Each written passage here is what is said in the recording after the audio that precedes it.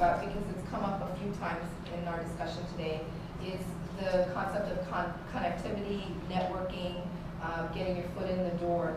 And everyone, I think, up here has mentioned that as a great tool to break through into the OPS.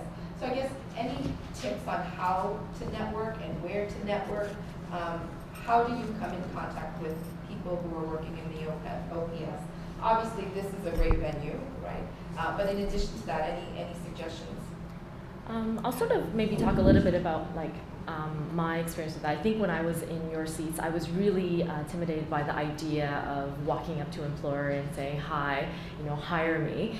But I think the most practical way of doing it is actually, Wayne had touched upon this, and what he was talking about is informational interviews. You've probably heard about it, your professors probably talked to you about it, career services probably talked to you about it.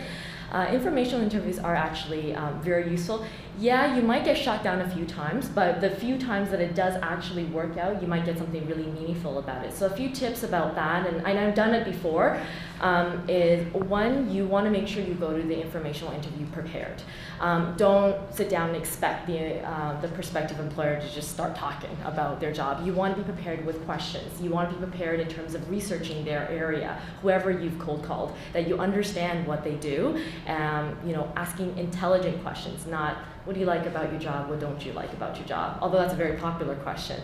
Maybe asking intelligent questions like, I understand you've recently gone through a restructuring initiative, and I understand that changes are difficult. How has it impacted your clients? How has it impacted your staff? Things like that. That might be a more intelligent question to ask that speaks about yourself through a question. Also that you don't just focus about getting a job. Even the information they give you can be very useful to you. You never know when it may come in handy. For me, when I was at University of Toronto, I was just finishing up my master's program. We had a career services sort of meet and greet brunch, and there was an HR director in the OPS. And the moment he introduced himself, I'm like, that is the guy I'm going to talk to.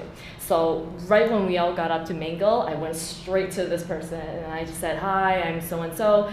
I'd love to learn more about your organization. I've read so much about HR Ontario. Can we have coffee sometime? Just as simple as that. He gave me his card. I followed up on it. And we actually did meet up for coffee a couple of weeks later. Of course, he's a director, so he's busy. Take some time.